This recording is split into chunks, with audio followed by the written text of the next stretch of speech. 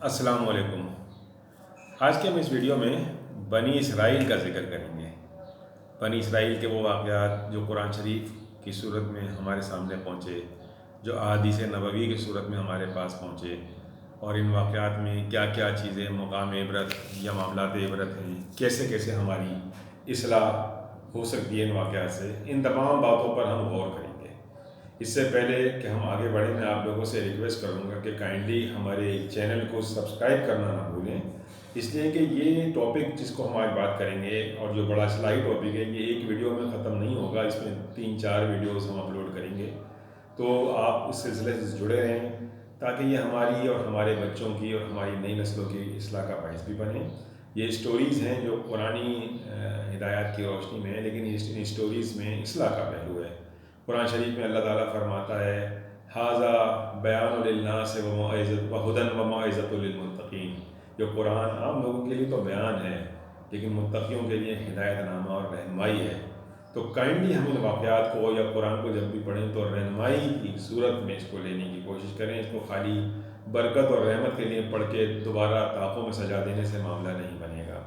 اسی طرح جب ہمارے بنی اسرائیل کے واقعات کا احاطہ کر رہے ہیں تو ہمیں اس بات کو سمجھنا ہوگا کہ یہ واقعات سن کے ہمیں لگتا ہے بڑے بنی اسرائیل والے تو بہت ہی برے لوگ تھے، حالانکہ اگر ہم توجہ سے اور غور سے دیکھیں تو ہمیں اپنے ارد گرد بھی اور اپنے اعمال میں بھی بہت ساری چیزیں ایسی نظر آئیں گی کہ ہم بھی اللہ تعالیٰ کی ایسی ہی نافرمانی کر رہے ہیں اور اس کی حکم دوری کر رہے ہیں۔ فرق یہ ہے کہ آج چونکہ کوئی کتاب نہیں آنی، کوئی رسول نہیں آنا جو ہمیں بتا سکے کہ ہم کیا غلطیاں کر رہے ہیں، تو اس میں ایک پہلو اچھائی کا تو یہ ہے کہ ہمارے عیبوں کی پردہ پوشی ہوئی ہے، اور اللہ تعالیٰ ہمیں موقع دے رہا ہے کہ ہم توبہ کا دروازہ کھلا ہے، کسی کو پتہ نہ چلے۔ اور برائی یا اس میں ہمارے لیے خطرناک پہلو یہ ہے کہ جب روز قیامت تک اگر ہم نے اپنی اصلاح نہ کی اور قیامت کے دن جب ہم اللہ کے دربار میں ہماری پکڑ ہوگی اور رسوائی ہوگی تو وہاں واپسی کا کوئی راستہ نہیں ہوگا۔ تو میں آپ لوگوں سے ریکویسٹ کرتا ہوں کہ ہم دعا کریں پاک پروردگار ہمیں حق کہنے کی اور اس پر عمل کرنے کی توفیق عطا فرمائے، آمین۔ تو بنی اسرائیل کون تھے؟ بنی اسرائیل بیسیکلی حضرت اسرائیل، یا جن کا عرف عام میں نام ہے حضرت یعقوب علیہ السلام کی اولاد میں سے ہیں۔ حضرت یعقوب کا ایک نام اسرائیل بھی تھا، قرآن کریم میں اس نام کا ذکر آیا ہے، قرآن کریم میں ان کو اسرائیل کے نام سے پکارا گیا ہے۔ تو ان کی اولاد کو، ان کی نسلوں کو بنی اسرائیل کہا جاتا ہے، یعنی اسرائیل کے بیٹے۔ ان کا اوریجن حضرت ابراہیم علیہ السلام سے جا ملتا ہے۔ حضرت ابراہیم علیہ السلام جو حضرت عیسیٰ علیہ السلام کی پیدائش سے قریباً 2000 سال پہلے اس دنیا میں تشریف لائے۔ آپ کے 2 بیٹے تھے، ایک حضرت اسماعیل علیہ السلام اور ایک حضرت اسحاق علیہ السلام۔ یہ آپ کی بڑی طویل عمر کے بعد بڑھاپے کی صورت میں اللہ تعالیٰ نے بشارت کے ذریعے آپ کو یہ 2 اولادیں عطا فرمائیں۔ ان میں سے جو حضرت اسماعیل علیہ السلام تھے، ان کی آل اولاد یا سلسلہ جا کے ہمارے رسول پاک حضرت محمد صلی اللہ علیہ وآلہ وسلم سے جا کے ملتا ہے، اور ہم مسلمان بنی اسماعیل کہلاتے ہیں۔ اور جو دوسری ان کی شاخ ہے جو حضرت اسحاق اور ان کے بیٹے حضرت یعقوب یعنی حضرت اسرائیل کی اولاد سے جو سلسلہ شروع ہوتا ہے، وہ سلسلہ کہلاتا ہے بنی اسرائیل۔ تو بنی اسرائیل کی ہم چونکہ آج بات کر رہے ہیں، انشاءاللہ تعالیٰ کبھی موقع آیا تو حضرت اسماعیل اور ان کے آگے جو سلسلہ چلا اس کے بارے میں بھی بات کریں گے۔ حضرت اسرائیل علیہ السلام کے 12 بیٹے تھے، جن میں پرومیننٹ یا جن کا نام زیادہ آتا ہے ان میں ایک حضرت یہودا کا نام آتا ہے، حضرت بنیامین کا نام آتا ہے، اور جو مشہور و معروف اللہ کے پیارے پیغمبر حضرت یوسف علیہ السلام کا نام آتا ہے۔ قرآن کریم میں ایک سورہ یوسف بھی موجود ہے جہاں پر ایکسکلوسیولی حضرت یوسف کا قصہ بیان کیا گیا ہے، اور اللہ تعالیٰ نے اس قصے کو احسن القصص کہا ہے۔ تو حضرت یعقوب کے 12 بیٹے تھے، لیکن حضرت یعقوب اپنے چھوٹے بیٹے حضرت یوسف علیہ السلام سے بہت خاص محبت رکھتے تھے، تو ان کے بھائیوں کے دل میں جیلسی پیدا ہوئی۔ دیکھیے یہ بات اسٹارٹ ہوتی ہے پھر جیلسی سے، آپ اپنے ہی بھائی سے جلنے لگے کہ ہمارے والد صاحب ہمارے بھائی کو بڑی ویلیو دیتے ہیں، لہٰذا ہمیں بھائی کا کچھ کرنا چاہیے۔ آپ کے بھائیوں نے ایک پلان بنایا کہ یا تو ان کو قتل کر دیتے ہیں، پھر تھوڑے کے دل میں ہمدردی آئی کہ قتل کے بجائے اٹ از بیٹر کہ ان کو کسی کنویں میں ڈال دو۔ تو وہ بہانے سے حضرت یوسف علیہ السلام کو جنگل میں لے گئے شکار کے بہانے، اور وہاں لے جا کے انہوں نے ان کو ایک کنویں میں ڈال دیا اور واپس آ کے اپنے والد حضرت یعقوب کو بتایا کہ جناب ان کو تو بھیڑیا کھا گیا ہے۔ حضرت یعقوب علیہ السلام کچھ معاملے کا ادراک تو رکھ رہے تھے لیکن مجبور تھے، لاچار تھے، تو آپ نے فرمایا کہ تم نے بڑی مجھ سے مغالطے کی بات کی ہے، بہرحال میں صبر کرتا ہوں۔ قرآن شریف میں ان کے صبر کو کہا گیا ہے صبر جمیل۔ انہوں نے صبر کر لیا، اپنے بیٹے کی یاد میں روتے رہے، اور یہ کہ اللہ کے آگے مجبور تھے، کیا کریں۔ اسی پریشانی اور دکھ میں ان کی آنکھوں کی بینائی بھی ختم ہو گئی۔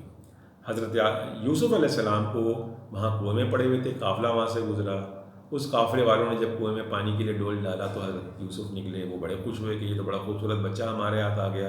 انہوں نے اس بچے کو لے جا کے، وہ مصر جا رہے تھے بزنس کے لیے، تجارت کے لیے، وہاں لے جا کے حضرت یوسف علیہ السلام کو فروخت کر دیا، چونکہ وہ بڑے خوبصورت بچے تھے، بڑی ان کی وہاں شہرت ہو چکی تھی، تو بڑے ہائی پیسوں میں ان کو وہاں کے بڑے ہی بادشاہ کے بڑے معتبر وزیر عزیز مصر نے خرید لیا اور ان کو اپنا بچہ بنا کے، اپنا لے پالک بنا کے اپنے محل میں لے آیا۔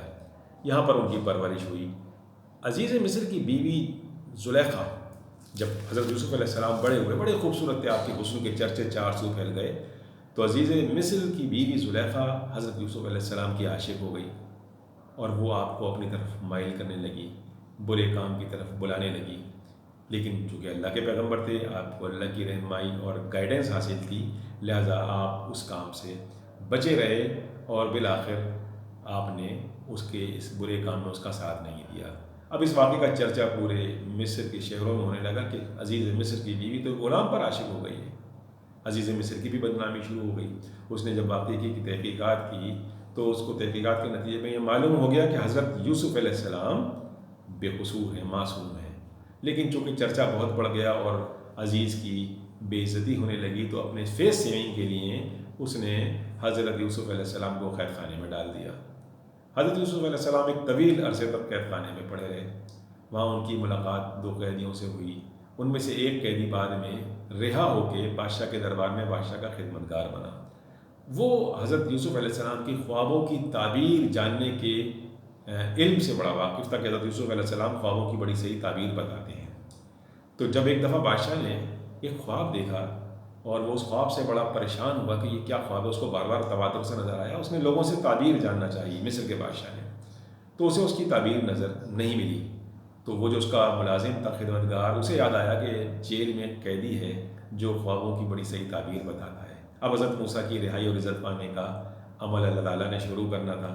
اس نے بادشاہ کو بتایا کہ اگر آپ کہیں تو جیل میں قیدی اسے بلوائیں، وہ آپ کے اس خواب کی بالکل صحیح تعبیر بتائے گا۔ بادشاہ نے، وہ تو بڑا بے چین تھا اپنے خواب کی تعبیر جاننے کے لیے، اس نے حضرت یوسف کو بلوایا۔ حضرت یوسف نے اسے بتایا کہ آپ کے اس خواب کی تعبیر ہے کہ آپ کے ملک میں 7 سال تک بڑے وافر مقدار میں فصلیں ہوں گی، بڑا زبردست غلہ، اناج اور گندم پیدا ہوگا۔ آپ اس تمام غلے کو زیادہ برباد نہ کیجیے گا، ضائع نہ کیجیے گا، اس کو اسٹور کر کے رکھ لیجیے گا، کیونکہ اس کے نیکسٹ 7 ایئرس ملک میں بڑی خشک سالی ہوگی، پورے ملک عرب میں قحط اور خشک سالی ہوگی۔ اس وقت آپ کا یہ جو اسٹور کیا ہوا غلہ ہے، اناج، یہ کراپ ایک بڑے کام آئے گا۔ بادشاہ نے ان کی ہدایت پر عمل کیا اور پوری قوم کو آرڈیننس جاری کر دیا کہ جناب یہ غلے کو آپ نے اسٹور کرنا ہے۔ اب ایسا ہی ہوا کہ 7 سال خوب اناج پیدا ہوا اور 7 سال قحط آیا۔ تو اس مصری قوم کو حضرت یوسف علیہ السلام کی اس تعبیر سے، اس انٹرپریٹیشن سے بڑا فائدہ ہوا۔ بادشاہ کے دربار میں ان کی بڑی عزت ہوئی، بادشاہ نے ان کو آہستہ آہستہ درجہ بدرجہ بلند مقامات پر فائز کرنا شروع کیا اور بالآخر ان کو اپنا فائنینس منسٹر یا وزیر خزانہ بنا دیا۔ حضرت یوسف علیہ السلام اس طریقے سے بہت ہی اچھے حالات میں مصر میں سیٹل ہو گئے۔ اب جب قحط ساری آئی عرب میں اور لوگوں کو کھانے کو محتاج ہونے لگے تو حضرت یوسف کے بھائی اور والد حضرت یعقوب علیہ السلام کے علاقے میں، جہاں وہ فلسطین کے علاقے میں آباد تھے، وہ قحط سالی آئی تو وہ انہیں معلومات ہوئی کہ یہاں پر مصر میں بڑا زبردست غلہ بھی موجود ہے، لوگوں کو ملتا بھی ہے، تاجروں کو، اور بہت اس کا جو کاروبار کر رہے ہیں اس کا بڑا فائدہ بھی ہوتا ہے۔ تو وہ وہاں پر مصر میں آئے، حضرت یوسف کے دربار میں پہنچ گئے۔ حضرت یوسف نے انہیں پہچان لیا کہ یہ تو میرے بھائی ہیں۔ آپ نے ان پر ظاہر نہیں ہونے دیا، کیونکہ حضرت یوسف تو چھوٹے تھے جب انہوں نے پھینکا تھا کنویں میں، تو وہ پہچان نہیں سکے اپنے بھائی کو، جوان بھائی کو۔ حضرت یوسف پہچان گئے کہ یہ میرے بھائی ہیں۔ آپ نے ان کو بڑے انعامات سے بھی نوازا، بتایا نہیں کہ میں تمہارا بھائی ہوں، اور غلہ کو دے کے رخصت کیا اور ان سے کہا کہ تم نیکسٹ ٹائم بھی آنا، میں تمہیں اور غلہ دوں گا، اور اپنے بھائی کو بھی لے کے آنا، چھوٹے والے کو، کیونکہ چھوٹے بھائی حضرت یوسف کے بڑے پیارے بھائی بنیامین تھے اور وہ ان کے سگے بھائی تھے، ایک ماں سے تھے۔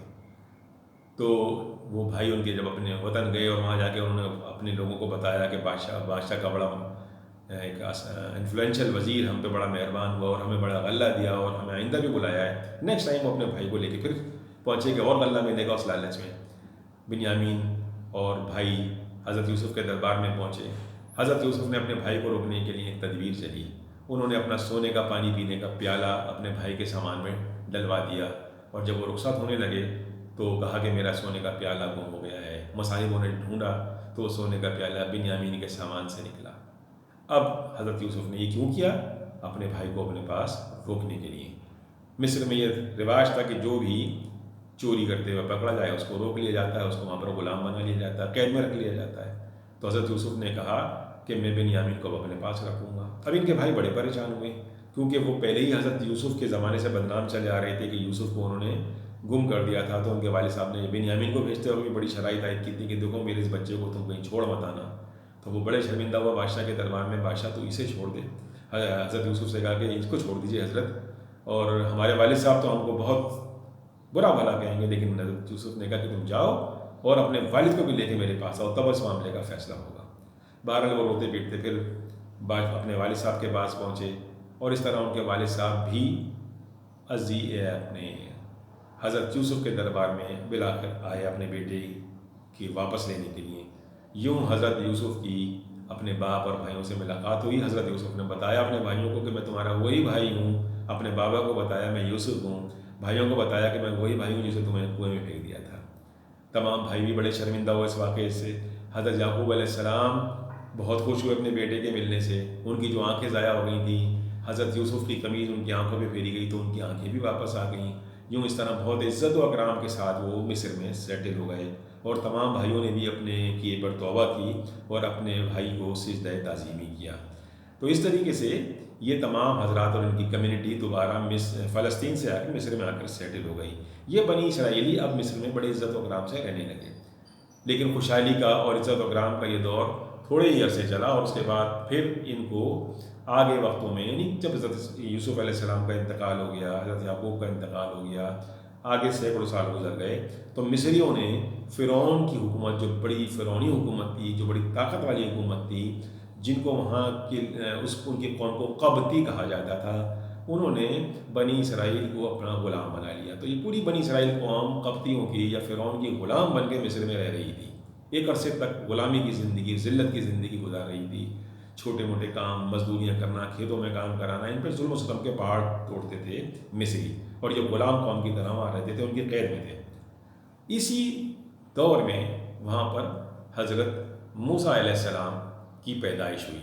حضرت موسیٰ علیہ السلام کی پیدائش کا واقعہ ہم انشاءاللہ تعالیٰ اپنی نیکسٹ ویڈیو میں اپلوڈ کریں گے۔ آپ لوگوں سے پھر میں ریکویسٹ کروں گا کہ ہماری نیکسٹ ویڈیوز جو بھی ہم اپلوڈ کریں گے اس کو آپ لوگ کنٹینیو کریں، تاکہ اس پوری بنی اسرائیل کے جو آگے سبق آموز قصے، ان کی نافرمانیوں کے قصے، اللہ تعالیٰ نے ان کو کیسی عنایات دیں اور انہوں نے ان عنایات کو کیسے ٹھکرایا اور کیسے بار بار اللہ کی نافرمانی کی، تاکہ ہم یہ دیکھ سکیں کہ ہماری کیسے اصلاح اور ہم اللہ کی نافرمانی نہ کریں۔ تو ہماری نیکسٹ ویڈیو میں انشاءاللہ تعالیٰ ہم کنٹینیو کریں گے کہ حضرت موسیٰ کی پیدائش کے بعد کے آگے کے واقعات کیا ہیں۔ اللہ حافظ۔